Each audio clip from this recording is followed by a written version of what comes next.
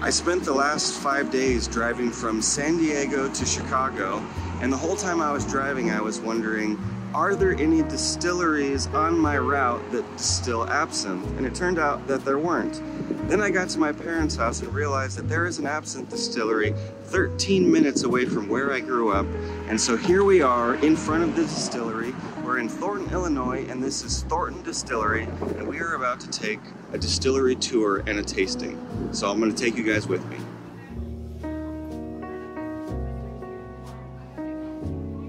The building's history traces back to the gentleman there, John Bielefeld. He was a German immigrant. Bielefeld started Bielefeld Brewing Company in 1857 and focused on lager-style beers.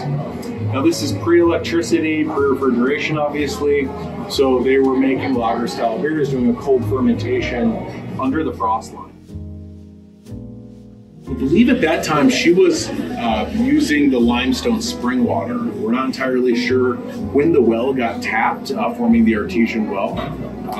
So there's some debate whether it was the Berry family or Bielefeld. But at some point Bielefeld must have learned about the water quality and then set his sights on the property. So he purchased the property, I believe, in the early 1850s and then had the building erected in 1857.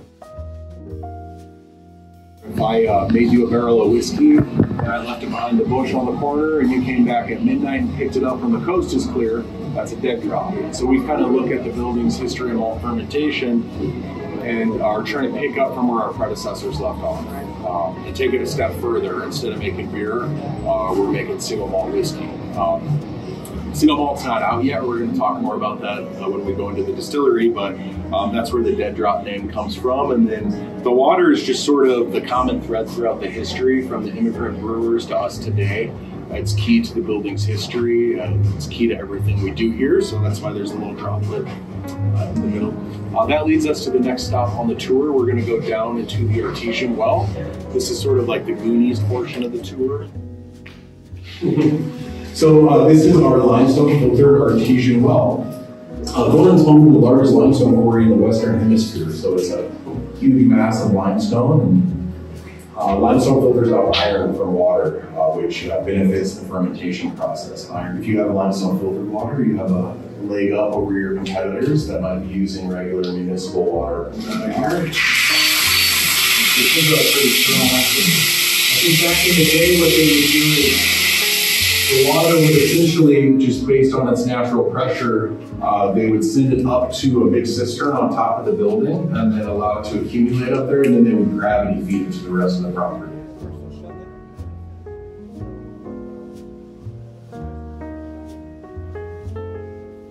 More barrels of single malt whiskey than anything else. You're going to try the dead drop vodka today, the dead drop gin. We have a dead drop absinthe, so we have a couple of botanical spirits. Mash tun's just a big kettle. So we'll essentially fill that up with single malted barley, we'll pump it full of water, and we essentially bring it to a boil as alcohol will vaporize at a lower temperature than water. So we heat it up just enough for the alcohol vapors to separate from the contents of the pot, and the vapors will travel up and over, and we'll steer them into our condenser, which has cold well water circulating throughout. So that cold well water comes out of the ground about 40 degrees. It's cold enough to when the hot vapor hits it, it'll condense back down to a liquid. Second, finishing still, or our spirit still here, we will take the low wines and repeat the whole process on a smaller scale. This is 53 gallons. We get a little over that, but I tell folks we can do about a bourbon barrel a day here as far as our production capacity. We're super small. We'll fill this full of vodka. We'll put some of the more hardy ingredients like the juniper and some of the roots like angelica root, orris root in the pot. We use boiler steam, so it's a very intense heat source of essential oils in them, and that's what we're trying to capture.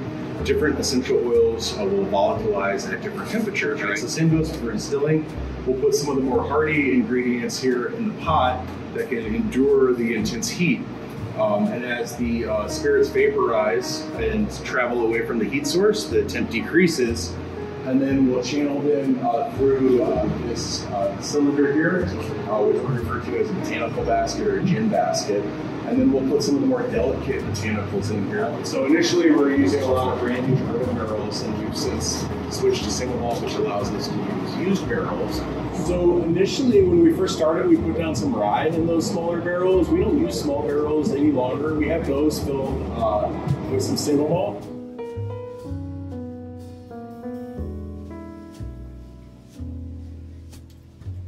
Don't shoot the absinthe. It's really high ABV. It's over 120 proof.